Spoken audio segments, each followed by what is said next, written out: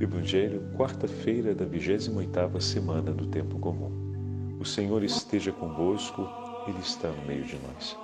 Proclamação do Evangelho de Jesus Cristo, segundo São Lucas. Glória a vós, Senhor. Naquele tempo disse o Senhor: Ai de vós, fariseus, porque pagais o dízimo da hortelã, da arruda e de todas as outras ervas, mas deixais de lado a justiça e o amor de Deus. Vós deveríeis praticar isso, sem deixar de lado aquilo. Ai de vós, fariseus, porque gostais de lugar de honra nas sinagogas e de ser descumprimentados nas praças públicas. Ai de vós, porque sois como túmulos que não se veem, sobre os quais os homens andam sem saber. O mestre da lei tomou a palavra e disse: Mestre, falando assim, insulta-nos também a nós. Jesus respondeu: Ai de vós também, mestres da lei, porque colocais sobre os homens cargas insuportáveis, e vós mesmos não tocais nessas cargas, nem com um só dedo. Palavra da salvação. Glória a vós, Senhor. Quarta-feira da 28ª semana do Tempo Comum, em nome do Pai, do Filho e do Espírito Santo. Amém. Queridos irmãos e irmãs, hoje a Santa Liturgia nos leva para o 11º capítulo do Evangelho de São Lucas. Voltamos ao nosso itinerário anterior de meditação da Palavra de Deus. É importante observarmos uma coisa. O longo discurso que Jesus faz na casa do fariseu, que lhe convidou para o jantar, ocupará praticamente 3 a 4 dias da meditação. Porém, no primeiro dia, ele foi interrompido por causa da solenidade de Nossa Santíssima Mãe de Aparecida. Então, o texto que acabamos de ouvir é a continuação direta ao texto de ontem. Antes do Senhor ser convidado para tomar a refeição, aqui diz no texto para almoçar, não jantar, me perdoem, para almoçar na casa de um fariseu, o Senhor havia declarado, havia proclamado, vamos dizer assim, 2 ditos a respeito da lâmpada. Ninguém acende uma lâmpada para colocá-la em lugar escuro, ou num lugar escondido, melhor dizendo, debaixo do alqueire, e sim sobre o candeeiro, de maneira que a lâmpada possa iluminar todo o ambiente com a sua luz. E depois o Senhor acrescenta que a lâmpada do corpo são os olhos. Se os olhos estiverem saudáveis, todo o corpo ficará saudável, porque a luz será recolhida. E dessa forma, todo o corpo também será iluminado. Depois esses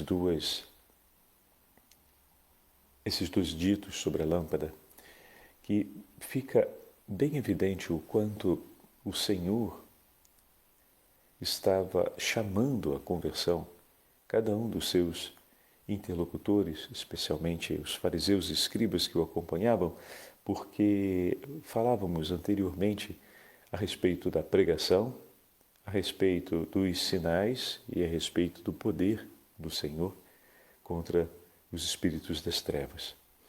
E desse modo, falávamos que era muito evidente, e toda a multidão também reconhecia isso, que o Senhor realizava prodígios que eram próprios e exclusivos do próprio Deus. Então, um profeta de grande autoridade poderia cumprir tais coisas, coisas que superavam os feitos de Elias e de Eliseu. Muito bem, os olhos estão recolhendo esse testemunho. Os olhos estão recolhendo os sinais. Em outras palavras, o Senhor está deixando claro que a obra que está diante de nós são as obras do Redentor. Bom, na continuação desse discurso, o fariseu chama Jesus para tomar a refeição em sua casa. E assim como o Senhor entrou na casa de Mateus, entra hoje na casa desse fariseu, que nos demais evangelhos há de receber uma identificação um pouco maior, mas para Lucas importa o acontecimento que se passa dentro de sua casa. Por um instante podemos pensar que as palavras de Jesus foram até pouco educadas, dizendo tudo o que disse, fazendo uma grande admoestação na casa daquele que é o seu convidado. Isso já manifesta para nós que a verdade vem em primeiro lugar. Não é possível estarmos em comunhão na mesma mesa se a verdade não estiver entre nós. Se o que nos leva a estarmos juntos não é o amor pelas coisas de Deus. Como isso é importante, meus irmãos. É tão difícil no nosso tempo a ideia de que para estarmos em comunhão precisamos ter entre nós uma aliança de fé. Parece que a experiência de fé, ela continua sendo uma experiência alheia aos nossos encontros familiares, aos nossos encontros no ambiente de trabalho, aos nossos encontros nos diversos lugares por onde passamos. E muitas vezes entra também no espaço das nossas pastorais e das nossas atividades coletivas dentro da igreja. Absolutamente não. Não podemos nos encontrar ou acreditar que vamos traçar tempos e momentos em comum, deixando a fé como uma realidade alheia. E a fé não se manifesta apenas no fato de rezarmos ao início de um encontro, rezarmos durante esse encontro e rezarmos ao final desse encontro, rendendo graças a Deus pela vida de cada um e confiando a história e a vida de cada um depois que partirmos sob os cuidados do Senhor.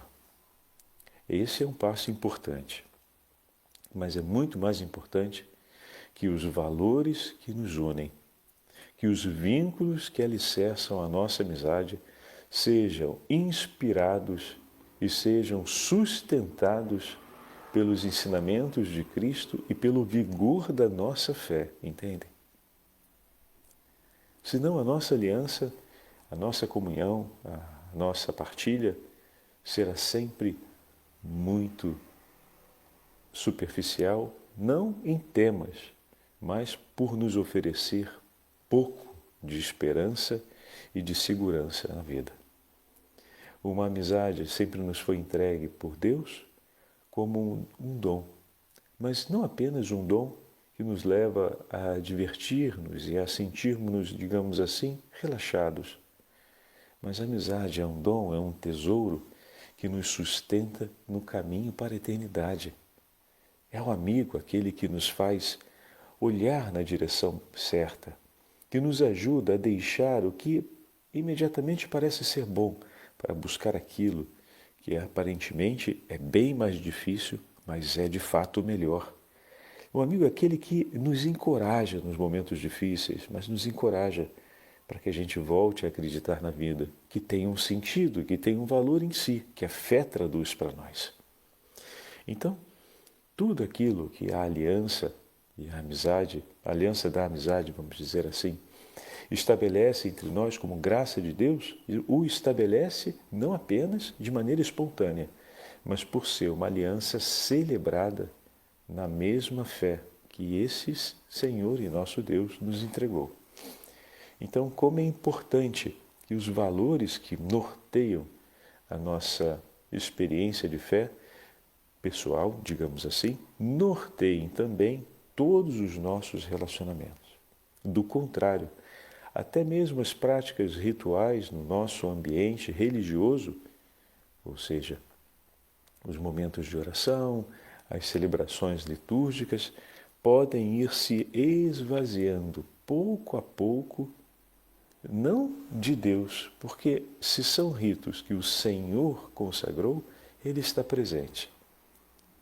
Mas vão se esvaziando da nossa entrega e dessa forma nós começamos a não mais recolher os tesouros de Deus naquilo que fazemos.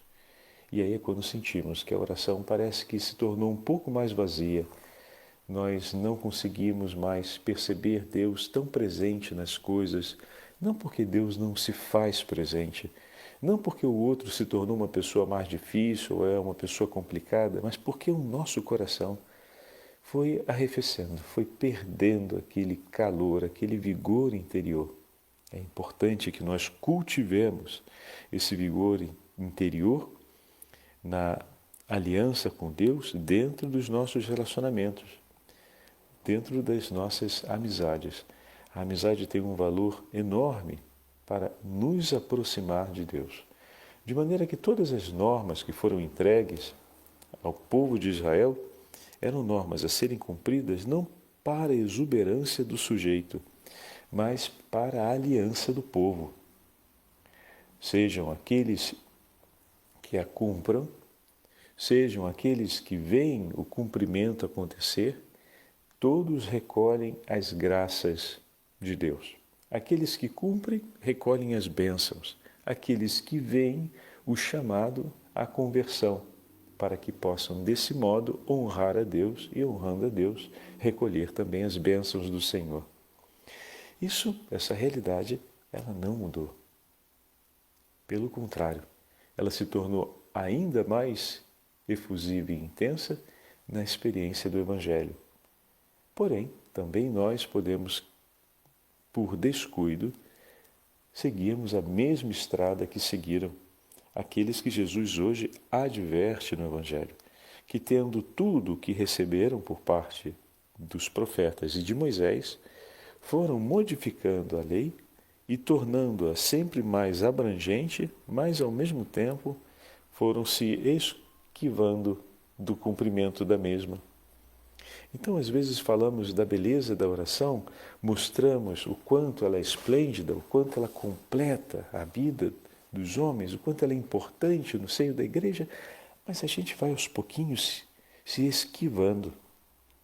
E mesmo sabendo de tudo isso, não colocamos em prática.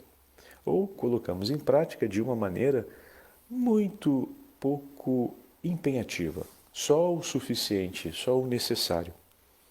E a advertência hoje de Jesus, a parte do versículo que acabamos de ouvir, que vai do 41 até o 46, nos entrega esse chamado do Senhor, do 42 ao 46, nos entrega esse chamado do Senhor. Mas ai de vós, diz o Senhor, fariseus, que pagais o dízimo da hortelã e da arruda e de todas as hortaliças. Aqui vale um detalhe. O dízimo para manter o culto no templo de Israel tinha sido orientado sobre as coisas de maior relevância, de bens comuns e bens privados.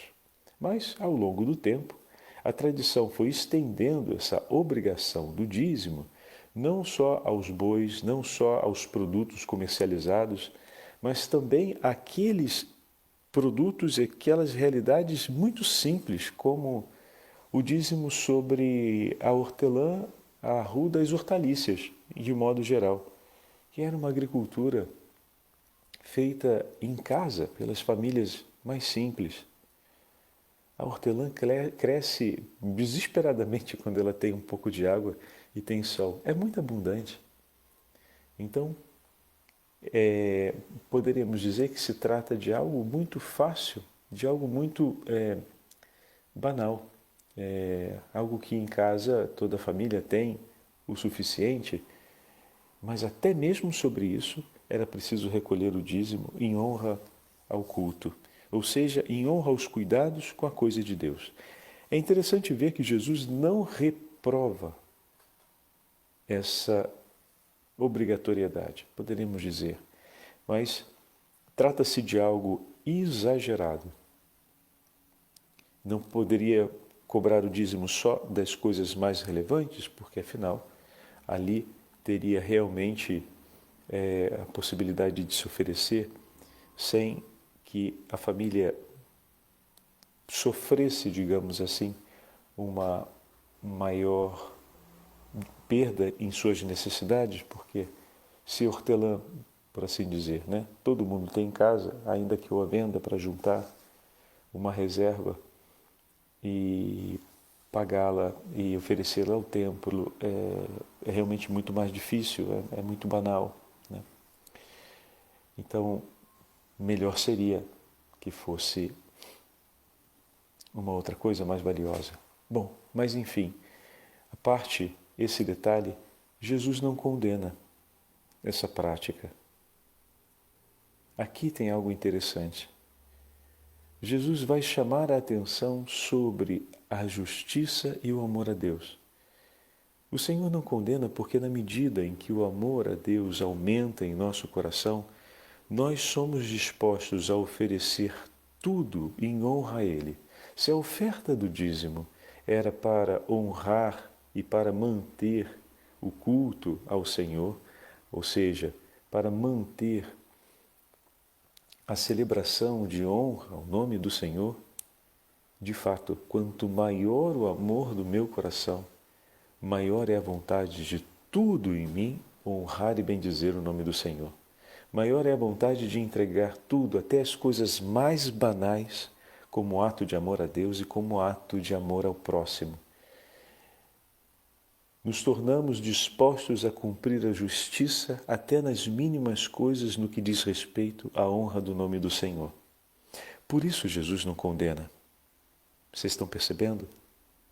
Mas o que ele chama a atenção, o famoso ai, ou seja, o lamento do Senhor, é que essa prática foi cumprida, mas o valor dela foi deixado de lado. Então se cumpria com atenta responsabilidade o dízimo até sobre as coisas mais banais, mas não se honrava mais o amor a Deus e nem se cumpria a justiça no confronto do Senhor. E ali está o ponto de advertência de Jesus para os fariseus.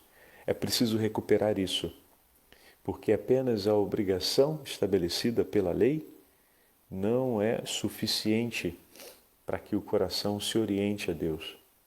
Essa é um sinal que leva a Ele. E aqui a gente volta à imagem precedente. Mas se os olhos estão adoecidos, esse sinal, essa luz, não é capaz de iluminar o que está dentro do coração. E aqui voltamos a dizer, bendito seja Deus pelo dom da fé que nos entregou, porque através desse dom podemos ter os olhos saudáveis e assim receber, a partir daquilo que o Senhor, pelo Espírito Santo, nos ilumina, receber a vida que o Senhor nos oferece. São Fulgêncio de Ruspe escreve assim em um de seus tratados. É o Tratado contra Fabiano.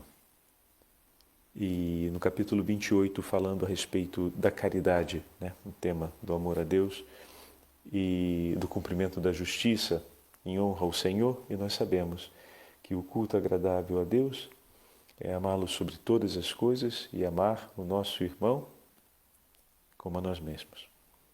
Por esta razão se oferece o sacrifício a fim de anunciar a morte do Senhor e realizar o memorial daquele que entregou a vida por nós. Olha, ele mesmo disse, ninguém tem maior amor do que aquele que dá a vida por seus amigos. Portanto, tendo Cristo morrido por nós por amor, quando no momento do sacrifício fazemos memória da sua morte, rogamos que nos conceda a caridade pela vinda do Espírito Santo para também entregarmos a nossa vida junto com Ele. Não é verdade? É esse o chamado que o Senhor nos faz. Pedimos e suplicamos que pela mesma caridade com que Cristo aceitou ser crucificado por nós, também nós, pela graça do Espírito Santo, possamos considerar o mundo como crucificado e a nós crucificados para o mundo. Imitando a morte de nosso Senhor, como Cristo que morreu para o pecado, morreu uma vez por todas, e porque vive, vive para Deus. E nós, igualmente, caminhemos com vida nova, e recebido o dom da caridade, morramos para o pecado e vivamos para Deus, entregando nossa vida por amor de nossos irmãos. Por isso, a caridade de Deus foi derramada em nossos corações pelo Espírito Santo, que nos foi dado. Com efeito, a própria participação no corpo e sangue do Senhor, quando tomamos seu corpo e bebemos seu sangue, já nos persuade a morrer para o mundo e a ter nossa vida escondida com Cristo em Deus, crucificando nossa carne com seus vícios e concupiscências e entregando nosso coração em oblação de amor a Cristo pelos irmãos. Olha que lindo, né, meus irmãos? Fantástico! É esse o chamado que o Senhor nos faz. Então, tudo aquilo que nos é entregue para a nossa vitalidade na fé vem em favor do cumprimento desse ato de justiça, que é amar a Deus sobre todas as coisas e ao nosso irmão, como Ele nos ama. A segunda parte do Evangelho, o Senhor, a partir do versículo 43, vai adiante com Isaías e fala a respeito de querer o primeiro lugar nas sinagogas por parte dos publicanos e quererem serem saudados nas praças públicas, ou seja, de receberem a notoriedade, o reconhecimento público. Mas o reconhecimento que devemos receber ou que devemos buscar é aquele reconhecimento que vem do próprio Deus. O olhar misericordioso de Deus que, vendo no escondido, conhece os nossos corações e nos ama. O terceiro ponto, no versículo 41, sobre os túmulos disfarçados. Era uma tradição que os túmulos, que eram considerados impuros, recebessem um grande cuidado de maneira a não transmitirem o rigor da morte. E dessa forma, os túmulos recebiam um tratamento interno, mas externamente eles eram deixados ao longo do tempo de lado de maneira que pudesse nem ser visto como túmulo, né? E ficavam disfarçados, ou pela vegetação, ou pelas pedras, de maneira que uma pessoa passando por ele não se desse nem mesmo conta e dessa forma não se sentisse impura por ter tocado o lugar onde foi feita a deposição de um corpo. Bom, o Senhor pega essa referência para falar a respeito daqueles que instruem o povo de Deus. Ai de vós, porque sois como túmulos disfarçados, sobre os quais se pode transitar sem o saber.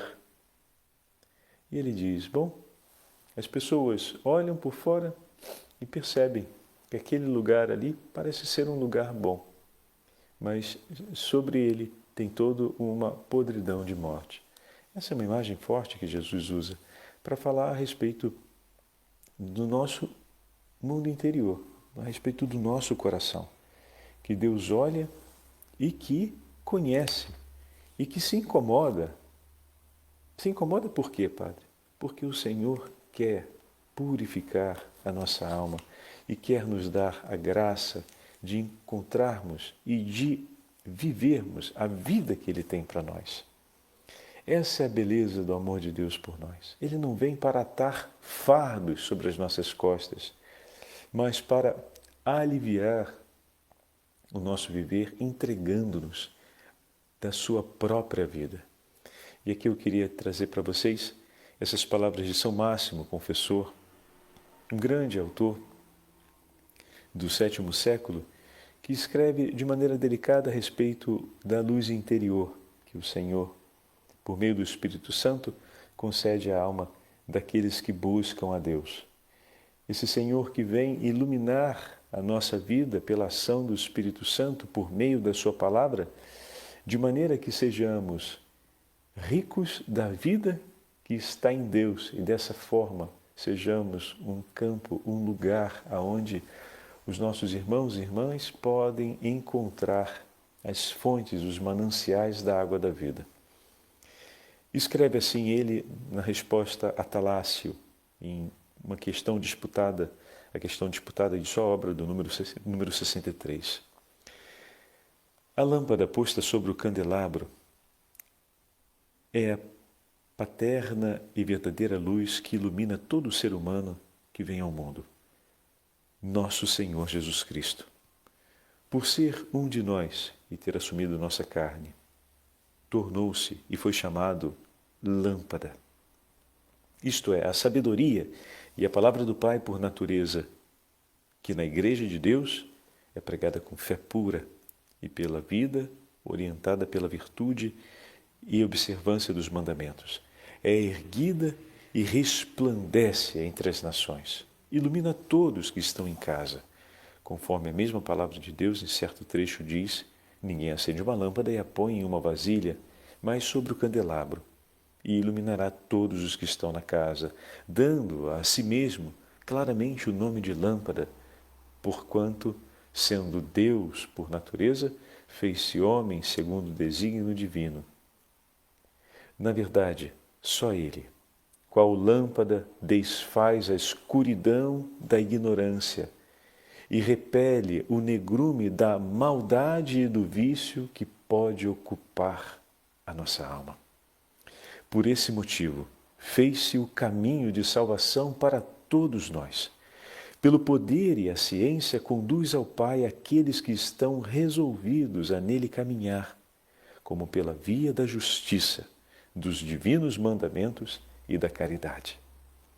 Por candelabro, entende-se a Santa Madre Igreja, onde a palavra de Deus refugie pela pregação diante de todos quantos habitam nesse mundo como uma casa. Ilumina com esplendor da verdade e os espíritos ficam repletos da ciência divina e iluminados nas virtudes. A palavra não se sujeita a ser posta sobre uma vasilha.